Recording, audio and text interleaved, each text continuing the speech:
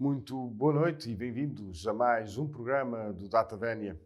Um programa onde nós tentamos descomplicar a linguagem jurídica, sempre com convidados especializados nos temas e debatendo sempre com o autor do programa, o Dr. Paulo Ferrinho. E neste programa temos como convidado João Nuno Lacerda Teixeira de Melo. Talvez por este nome os seus espectadores não estejam a conhecer, mas repare que agora vem o currículo. Nuno Melo nasceu a 18 de março de 1966, tem licenciatura em Direito e é advogado de profissão. Atualmente é presidente do CDS-PP e eurodeputado. Chegou a deputado à Assembleia da República na 8ª legislatura, que se iniciou em 1999, concorrendo pelas listas do CDS-PP em Braga. A partir de então, Nuno Melo foi consecutivamente eleito deputado ao Parlamento. Em maio de 2007, Nuno Melo foi eleito vice-presidente da Assembleia da República. Paralelamente às funções desempenhadas na Assembleia da República, Nuno Melo acumulou a presidência da Assembleia Municipal de Vila Nova de Famalicão, a presidência da Distrital de Braga, do CDS-PP, assim como integrou a Comissão Executiva e o Conselho Nacional do Partido. Nuno Melo está hoje connosco no Datavénia com Paulo Ferrinho para esclarecer, entre outros temas, o novo Estatuto Jurídico do Sistema Nacional de Saúde. É uma honra e um gosto enorme ter o Dr. Nuno Melo, presidente deste histórico partido, mas também com a qualidade do seu currículo, com certeza que terá ou esclarecerá muitas dúvidas às perguntas e ao tema que o autor do programa, Paulo Ferrinho, colocou para esta semana. Muito bem-vindos e bom programa. Boa noite, bem-vindos a mais um Datavénia. Hoje o tema que escolhemos para conversarmos com o nosso convidado, que é o Dr. Nuno Melo, presidente do partido CDS-PP e eurodeputado, é o novo Estatuto Jurídico do Serviço Nacional de Saúde.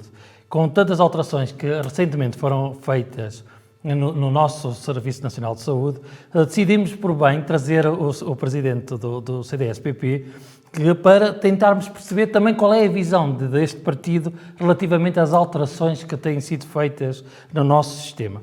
Antes de passar a palavra e agradecer piamente a presença do Dr. Nuno Melo, dizer que a nossa base jurídica, se os nossos telespectadores quiserem consultar, é o Decreto-Lei número 52/2022, que aprova o Estatuto do Serviço Nacional de Saúde, o Decreto-Lei 61/22, que aprova a orgânica da Direção Executiva do Serviço Nacional de Saúde, a Lei 56/79, que criou no Estado português o Serviço Nacional de Saúde, e a Lei número 95/2019, que aprova a Lei de Bases da Saúde. Dizer que, rapidamente, que a Constituição da República Portuguesa, o artigo 64, obriga o Governo a criar um Sistema Nacional de Saúde, que foi criado em 69, que entende que toda a gente tem direito à proteção em saúde e também tem o Governo o dever de defender e promover a saúde de todos os portugueses. O nosso Serviço Nacional de Saúde é um sistema universal e geral, que não discrimina as pessoas pelas suas condições económicas e sociais e é tendencialmente gratuito. Em 1969, como disse, foi criado o Serviço Nacional de Saúde e que tem, entre outras competências obrigatórias, promover o cuidado de saúde e vigilância na saúde e prevenção da doença, os internamentos hospitalares, os cuidados médicos, clínica geral e especialidades, o serviço de enfermagens e entre outras competências que estão reguladas na lei. Recentemente, o Governo decidiu, em consequência da nova Lei de Bases da Saúde, criar um novo Estatuto Jurídico para o Serviço Nacional de Saúde e, paralelamente, criou a Direção Executiva do Serviço Nacional de Saúde, no sentido de promover os objetivos que eu encontrei na lei, é tentar articular um conjunto de serviços que eu vou dizer.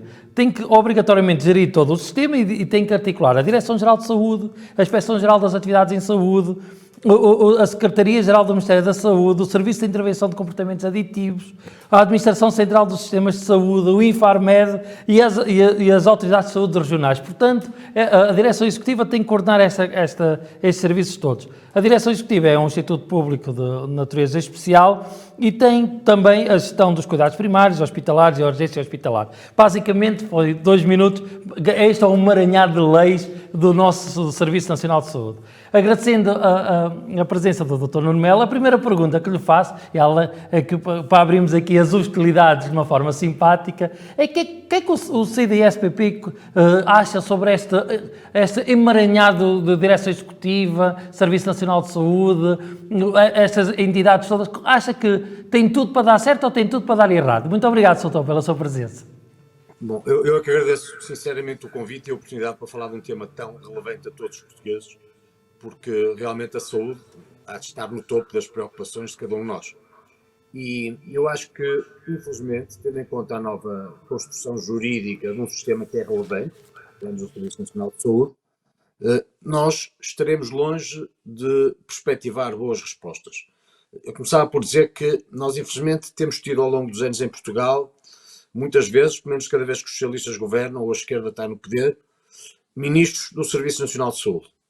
Ora, o que Portugal teria que ter sempre eram ministros da saúde, que eu perspectivo como sendo complementar naquilo que é possível entre o Serviço Nacional de Saúde, que será o tronco, com o setor social e o setor privado.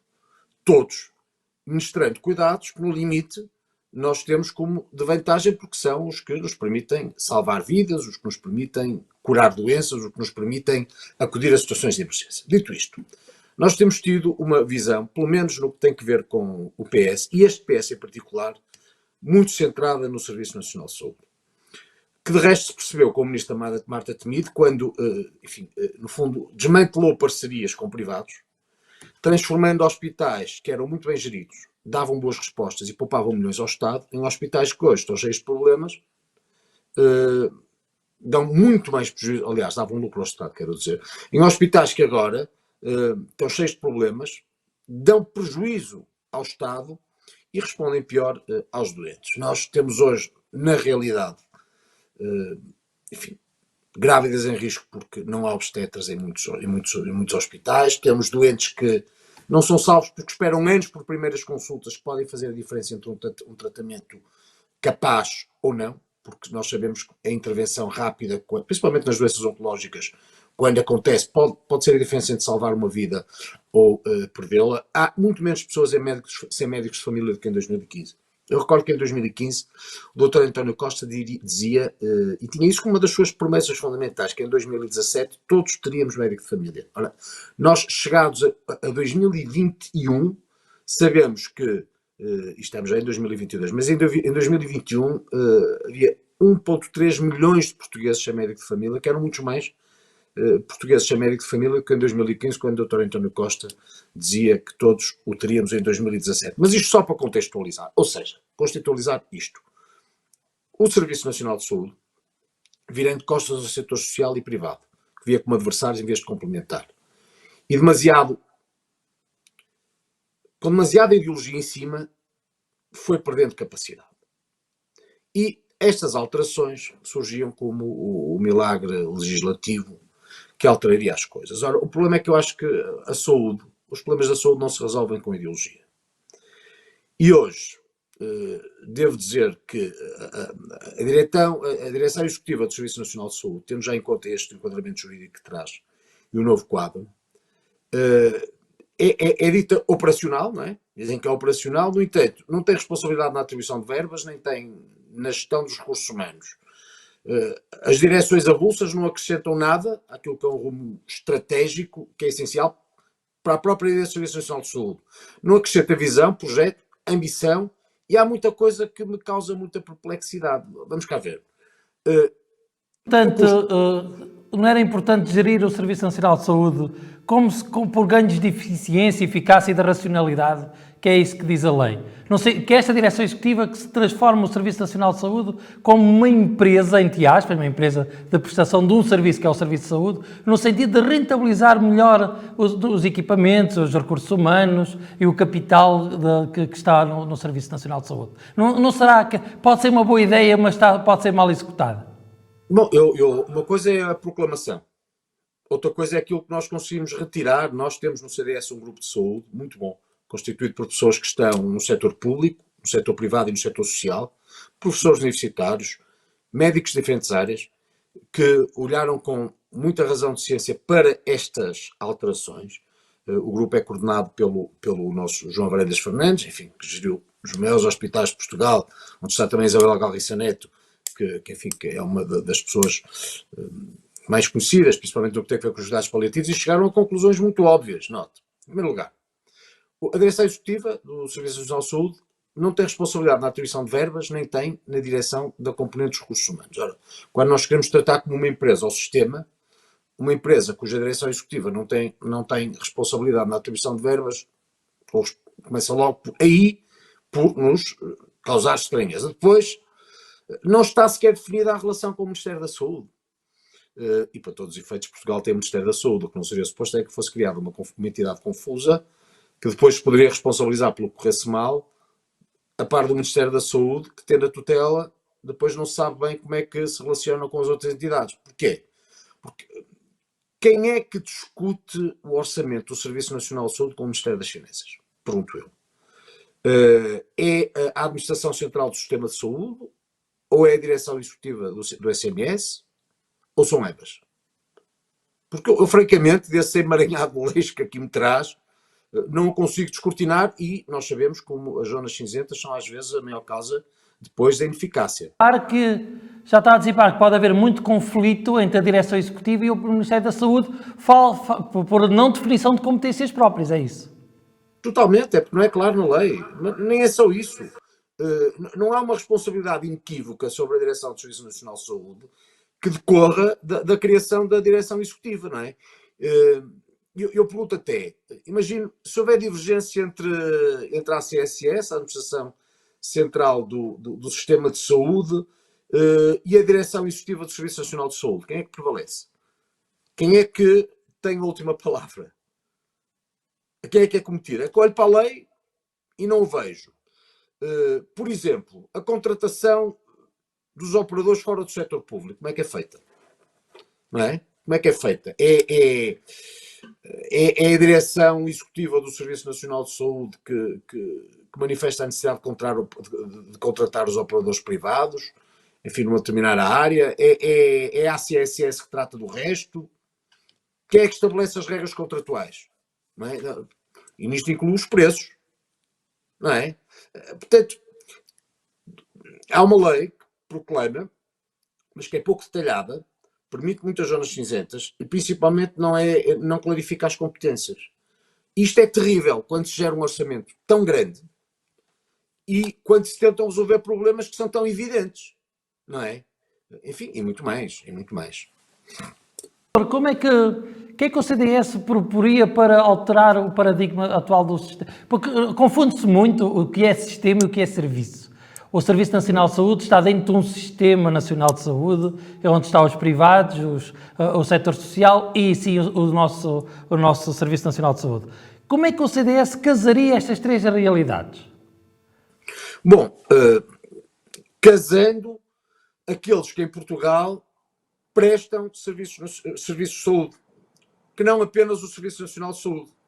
Porque, a ver, eu considero fundamental o Serviço Nacional de Saúde. E acho que temos a obrigação de o salvar.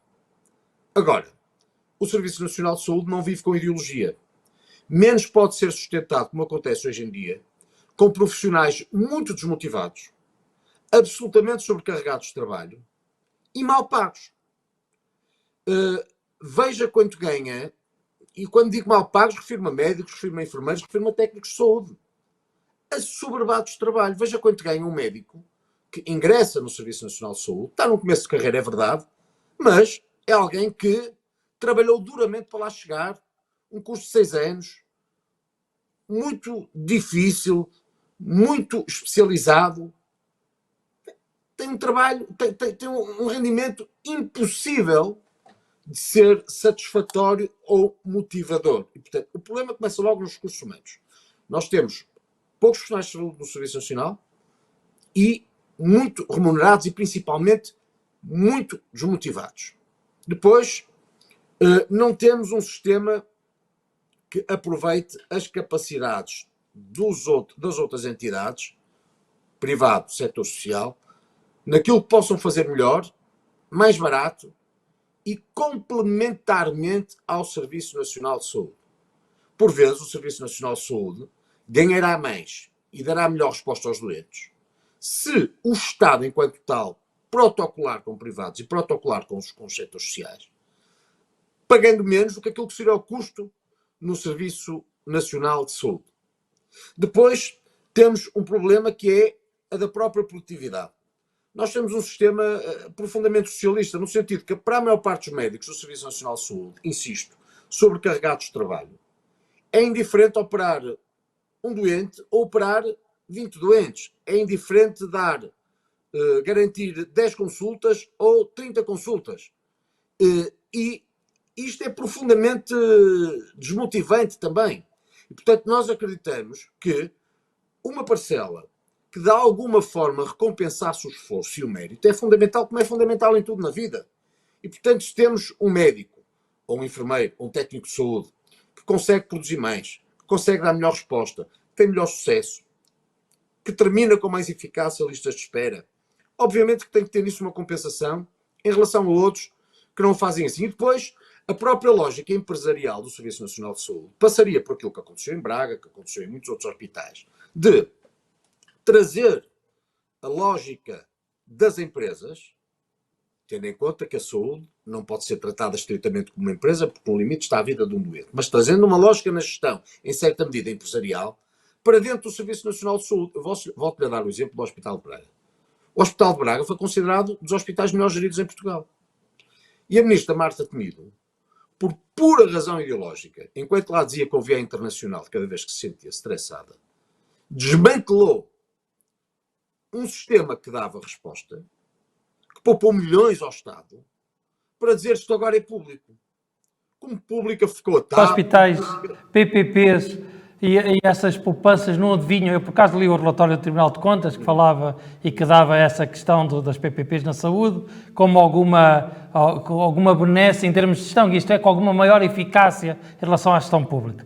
Mas não seria que os protocolos das PPPs, desta gestão privada, também as doenças que davam prejuízo não estavam nesse hospital? Esse prejuízo ou que tinha muito mais custos de tratamento, o que isso permitia ter uma gestão mais eficaz do que os hospitais públicos? Eu, no caso de Braga, a realidade que conheço, posso dar como exemplo doenças que não estavam protocoladas e que ainda assim foram tratadas durante anos no Hospital de Braga, caso do HIV e caso muitas outras. E que, apesar disso, eram tratadas no Serviço Nacional de Saúde, através dessa gestão que era privada, numa parceria que dava resposta. Portanto, o que faria sentido era, obviamente, se assim é, que os próprios protocolos também fossem atualizados, para que não ficasse ninguém de fora. Agora, o simplesmente abdicar da lógica de gestão eficaz, apenas porque, por ideologia, o que conta é termos na Constituição o direito universal à saúde, que depois o Estado não presta. Quer dizer, o que é que me interessa a proclamação constitucional se depois tem uma ministra ou uma secretária de Estado ou um secretário de Estado a dizer que, mesmo numa situação de emergência, o doente deve, antes de sair de casa, tentar perceber qual é o hospital que está a funcionar. Como se o doente que de repente pudesse estar a ter um AVC, ou pudesse estar a ter um infarto de miocárdio, ou pudesse estar a ter uma crise aguda grave, tivesse o discernimento, a capacidade ou o tempo de andar a telefonar para saber qual é o hospital que podia acolhê-lo numa situação de urgência. É absolutamente absurdo, mas isto aconteceu em Portugal. Qual é o sentido de nós proclamarmos as maravilhas do Serviço Nacional de Saúde nessa base que é ideológica, para depois termos uma responsável da saúde, como é o caso de uma diretora-geral, a acontecer as pessoas a não comerem bacalhau à brás nem adoecerem no verão, como se nós tivéssemos a prerrogativa de dizer, bom, não vamos adoecer durante o verão. Tudo isto depois acaba tão disparatado que, no limite, a perplexidade instala-se e as pessoas deixam de confiar. E deixam de confiar num serviço que é de excelência. Note, eu vivo rodeado pelo Serviço Nacional de Saúde. Eu fui pai médico, mãe médica, mulher médica. Todos trabalhando no Serviço Nacional de Saúde. Eu sei o que é ver à minha volta um esforço hercúleo, como aconteceu, por exemplo, agora durante a fase do Covid, mais aguda, para se manter o Serviço Nacional de Saúde a funcionar. Mas não se resolve nada disso com boas palavras, nem a pedir sacrifício e depois a dizer belíssimas coisas dos nossos médicos, enfermeiros e técnicos de saúde. É preciso realmente dar-lhes condições e não as têm. Ora, voltando ao início da nossa conversa, esta nova construção causa muitas dúvidas. Eu devo dizer que o Grupo de Saúde do CDS vai, de resto, organizar agora um conjunto de de reflexões entre si e chamando outros convidados, precisamente para apurar ao detalhe a nova legislação. Porque não se percebe como é que a nova legislação vai dar resposta, de facto, aos problemas. Como é que nós conseguimos, num Estado português que é tão burocrático, não é? Como o doutor conhece, como é que nós conseguimos pôr a funcionar em rede tantas quintas, entre aspas, como são a Direção-Geral de Saúde, a Inspeção-Geral da Atividade de Saúde, a Secretaria-Geral ou a Administração Central? Como é que se consegue pôr a funcionar em rede se existe quase uma estancicidade destes organismos, não é? Todos reivindicam uma pequena parcela de poder. Totalmente, é uma coisa muito à portuguesa, não é? Vamos dar galões, distribuí-los para as pessoas sentirem importância e depois na confusão ninguém decide coisa nenhuma. Olha, veja o que aconteceu. Mas isto ao nível do Estado acontece na saúde e acontece, infelizmente, transversalmente em muitas outras áreas. Veja o que sucedeu nos incêndios. Quer dizer, eu fiz a rota dos incêndios e tive na Covilhã, tive na Guarda, tive em Albergaria, tive em muitos sítios por onde os fogos atravessaram, infelizmente, muitas das nossas propriedades, empresas, casas. E o que é que se percebeu? Uma multiplicidade de entidades com competências sobrepostas que tornaram no terreno basicamente difícil, quando não muitas vezes impossível, as operações, não é? E tem de repente o ICNF, sei que estou a sair da área, mas só no que tem que ver com esta lógica de que estávamos a falar, tem o ICNF que é vocacionado para o ambiente, a não deixar bombeiros cortarem árvores, com as quais o incêndio depois basicamente queimou tudo. Tem agora uma nova construção que vai retirar bombeiros para outros distritos, sendo que depois entidades como têm que se articular mantêm-se nos distritos onde estavam na origem. E tudo isto é absurdo, porque por um limite o que se pretende é dar estatuto às pessoas, sentirem que têm alguma importância, esquecendo que o que é necessário realmente é a resposta. E a resposta passa por uma definição muito clara daquilo que sucede. E neste caso, tínhamos que ter um chapéu que realmente articulasse, tivesse poder, tivesse competências financeiras, tivesse competências decisórias e pudesse ser também chamada à responsabilidade.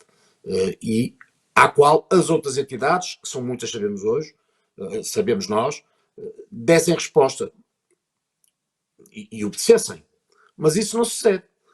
Não sucede. E eu temo bem que, no que tem a ver com... O CDS-PP nunca iria por este caminho numa criação de uma direção executiva, isto é, não optaria por este modelo de gestão do nosso Serviço Nacional de Saúde. É isso? Não, porque vamos cá ver, a direção executiva é um conceito. E o conceito em si pode ser bom. A questão é que, como está desenhado, depois, concretizado, as razões de ineficácia persistem. Pelo contrário, cria mais entidades. Mas cria mais entidades sem retirar poderes a outras, sem articular umas com outras, entre todas, e por isso garantindo que, no limite e mais tarde, provavelmente as confusões vão persistir, e pior do que isso, muitas vezes o ministro que faz a tutela pode aí tentar eximir-se da sua responsabilidade, se é que ainda mantém parcelas relevantes de tutela, que depois, enfim, nisso garantam que dirige ele próprio alguma coisa. Portanto, enfim, eu sinceramente, pelo que lhe disse, estou muito cético, enfim, e é muito mais, quer dizer, por exemplo, as ARS são remetidas a organismos de planeamento, de coordenação e de acompanhamento regional, deixam de ter, basicamente, uma intervenção operacional. Mas então, porquê é que não se extinguem? Porquê é que se mantém, não é? Porquê é que vai submeter os elementos convidados para a direção do topo do escrutínio da CRESAP, mas depois o parecer da CRESAP também não é vinculativo? Portanto, tudo isto é a demonstração muito do socialismo, eu diria, no seu pior, que vive de proclamações, vive de estatuto, vive pouco de recursos, vive pouco de eficácia e vive principalmente no que tem que ver com o Serviço Nacional de Saúde, com uma pouca noção de causa e efeito, no sentido de que hoje invisto aqui, amanhã tem que ter uma resposta e tudo isto tem que ser escrutinável. Não vai acontecer. Aquilo que eu presumo das suas palavras é que nós temos um Ministério da Saúde que, a vez de ser um Ministério da Saúde, é um Ministério da Doença, não é? Que está a criar cada vez mais doença ao sistema e não a resolver os problemas. Não, é um Ministério, como eu dizia há pouco, do Serviço Nacional de Saúde. Enquanto o Partido Socialista não retirar do setor da saúde a componente ideológica, quando os recursos são cada vez mais escassos e as pessoas vivem mais tempo, só agravará o problema. E, portanto, vai sendo tempo de...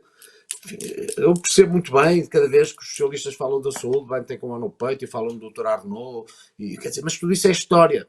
E hoje não resolve nada. Não resolve nada. E, portanto, nós temos que ter... temos que, de facto, pensar a saúde pela sua eficácia, pela resposta, pela boa gestão de recursos que são escassos, pela valorização do trabalho, pela valorização do mérito e, no que tem a ver com o Serviço Nacional de Saúde, por garantir que o exercício das profissões, de médico, de enfermeiro, de técnico de saúde, é estimulante.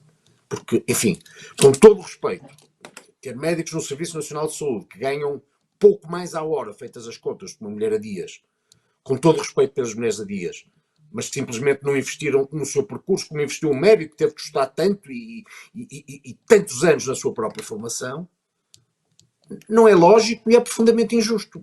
E depois, claro, o que é que acontece? Os médicos optam pelo setor privado, e pelo estrangeiro. Eu conheço médicos novos, enfim, pessoas que estão a acabar o curso de medicina, e muitos deles já nem lhes passa pela cogitação entrarem no nosso sistema de saúde, já querem ir para fora diretos. O governo diz que o problema da saúde não é uma questão de orçamento.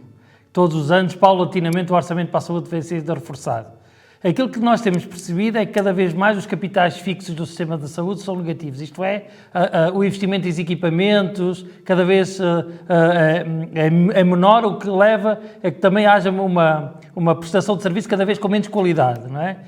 Como é que o problema do Serviço Nacional de Saúde é orçamental ou não é orçamental? É um problema de cativações ou não é um problema de cativações? O problema do Serviço Nacional de Saúde o problema do Serviço Nacional de Saúde não é orçamental? Bom, então porquê é que o Estado não paga as dívidas aos fornecedores? Então significa que temos dinheiro. Porquê é que há gente que trabalha, que investe, que muitas vezes contrai crédito para poder fornecer o Serviço Nacional de Saúde, depois aguarda meses e anos para poder ser pago? Sem sequer ter muitas vezes a capacidade de reclamar, porque isso equivale não só a perder o cliente, como perder no final como ver ainda mais atrasado o pagamento até à extinção final da sua própria empresa. É que se não é um problema orçamental, então o Estado pague. Eu gosto muito de ouvir, acho extraordinário ouvir o ministro Manuel Pizarro, como ouvi aqui há dias, dizer que na sensibilização da comunidade geral, atenção, qualquer pessoa compreende que o Estado não pode acompanhar um aumento dos medicamentos, tendo em conta esta inflação, as pessoas têm que ter respostas. Bom, mas é o mesmo Estado que cobra impostos sobre o trabalho, sem ter em conta a inflação, porque não atualiza os escalões. E, portanto, este Estado, que é digital quando cobra, depois é analógico quando paga. Que quando as pessoas trabalham, lhes vai retirar rendimentos, porque não atualiza os escalões da IRS pela inflação. Mas depois, quando é para pagar aos fornecedores na saúde, diz, atenção, não venham cá com a história da inflação, isto aqui tem que ser ao preço que estava previsto ou coisa que o valha. Quer dizer, portanto, nós vivemos destes paradoxos. É também um problema. Como é que escolheria, por exemplo, estamos praticamente a terminar o nosso tempo, peço uma resposta mais breve, que é, como é que optaria por escolher as administrações hospitalares, por exemplo?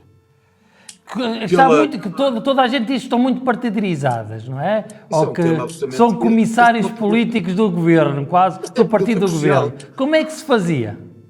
Essa é a pergunta crucial. Olha, por exemplo, nunca teria a administrar um hospital alguém que, enfim, porque foi presidente de junta do Partido Socialista. Estou-lhe a dar exemplos reais, não é? Alguém que foi presidente de junta do Partido Socialista, de repente, por limitação de mandato, já não vai poder ser candidato. É preciso arranjar alguma coisa. Então, depois o ex-presidente a gerir um hospital, sem qualquer formação no âmbito de gestão, faz algum sentido. Depois estão à espera que o Serviço Nacional de Saúde resulte. Ou vão buscar a pessoa que, sim senhora, lá está licenciada em decoração de interiores ou em relações internacionais, mas vai gerir um hospital e milhões de euros de recursos escassos contribuintes. Obviamente que isto é absolutamente absurdo, ridículo, anacrónico e expressão de um Estado que já perdeu a vergonha há muito. Aliás, quem tem que gerir cada hospital, eu só chamaria a gerir hospitais quem fosse altamente qualificado. Para começar, na administração, eu recordo do tempo em que as administrações dos hospitais, os próprios médicos tinham uma palavra a dizer. E eles próprios escolhiam também. Porquê? Porque a saúde devendo ter uma lógica empresarial da gestão, não é propriamente uma empresa. E, portanto, há questões da própria saúde em que os médicos deviam ter uma palavra a dizer. Depois, na componente da gestão, são pessoas altamente qualificadas. Então, as pessoas estudam tantos anos numa universidade, tiram um curso de gestão, tiram um curso de economia para quê? É porque, certamente, a formação os habilita para uma função que o licenciado em Relações Internacionais, História, Decoração de Interiores ou autarca não tem. Com respeito por todas estas profissões. Mas quem gera deve ser quem está habilitado a gerir. Não é quem tem o cartão ou prestou um serviço e é preciso ser compensado em determinado momento do seu percurso de vida. Porque nisso arruinam a saúde em Portugal. E no limite, há pessoas que morrem.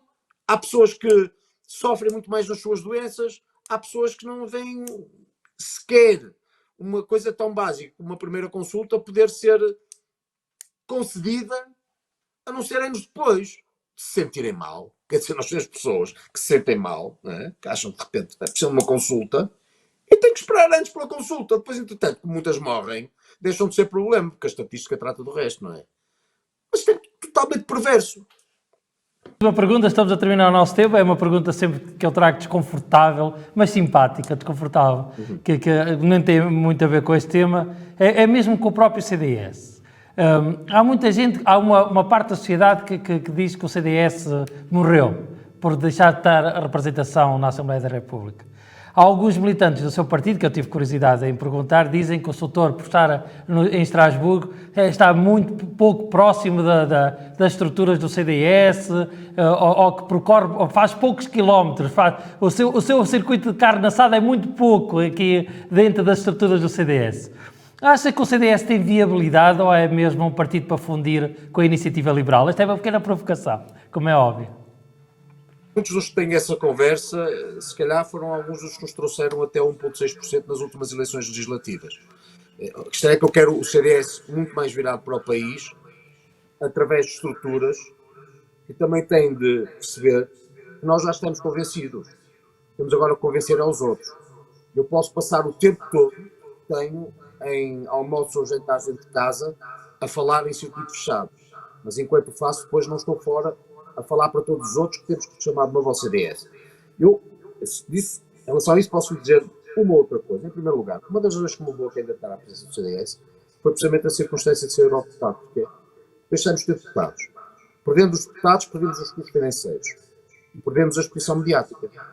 Eu sou o único deputado num círculo nacional que o CDS ainda tem, o que ainda me dá alguma exposição mediática e, felizmente, também me permite dedicar ao partido como faço. Eu sou o único presidente da história do CDS que não é pago. Eu não tenho sequer um cartão de crédito do partido.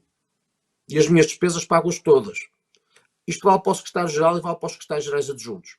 E, portanto, o que eu quero é um partido que olhe desde a base ao topo, em primeiro lugar para si mesmo, menos para o umbigo, e pense o que é que pode fazer para ajudar o CDS a superar estas circunstâncias difíceis. E eu sou um daqueles que acredito que o CDS vai superar as suas circunstâncias difíceis. Porquê? Porque o CDS não é um partido qualquer. O CDS, além de ser um partido fundador da democracia e de ter ajudado a consolidar o regime, ainda hoje é um partido que preside 6 câmaras municipais sozinho, no continente, nos Açores e na Madeira, mais de 40 em coligação com o PSD, está no Governo Regional dos Açores, está no Governo Regional da Madeira, tem um grupo no Parlamento Europeu, tem mais votos expressos do que alguns partidos que elegeram um deputado à Assembleia da República, sendo que esses partidos não têm nada disto que o CDS é. Portanto, nós temos é que perceber que o CDS é um partido que faz falta, o CDS é o único partido democrata cristão em Portugal. Nunca a democracia cristã fez tanto sentido neste país.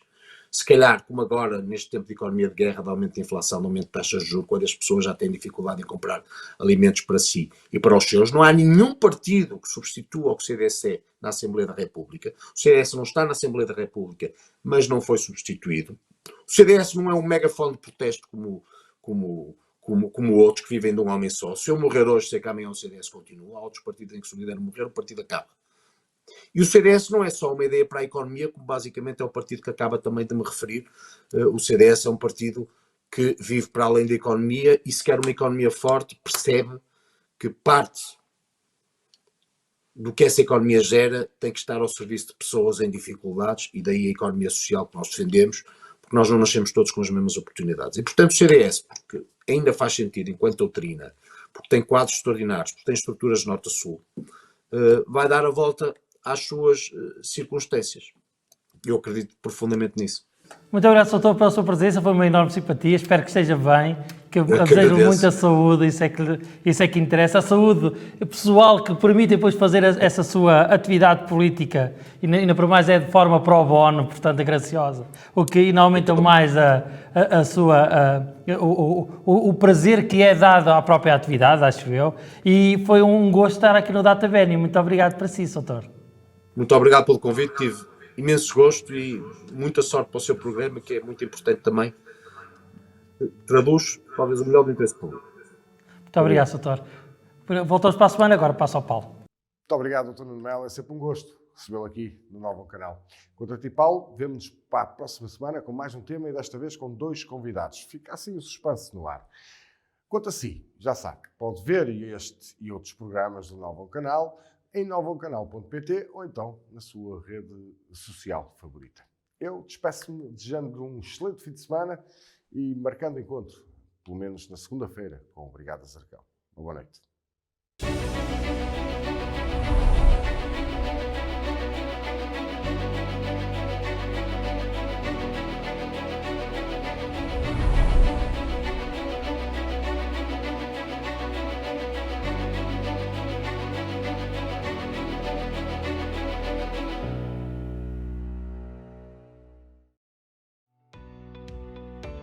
Novo Canal. Sempre novo, sempre seu.